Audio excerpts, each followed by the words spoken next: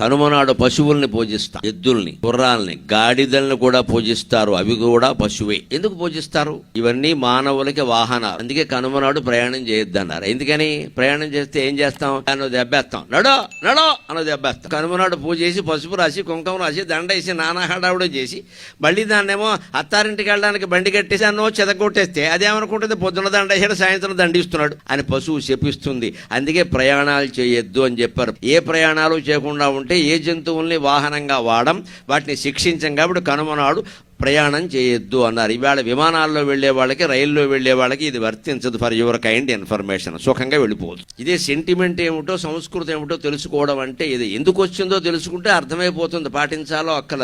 పూర్వకాలం జంతువులు వాహనాలుగా వాడడం వల్ల, వాహనంగా జంతువును ఉపయోగిస్తే జంతువును నువ్వు కొట్టక తప్పదు. కాబట్టి సన్మానం చేసిన రోజునే అవమానం చేయడం భావ్యం కాదు. కాబట్టి కనుమనాడు వెళ్ళొద్దన్నారు. ఇంకో కారణం ఏమీ లేదు ప్రత్యేక.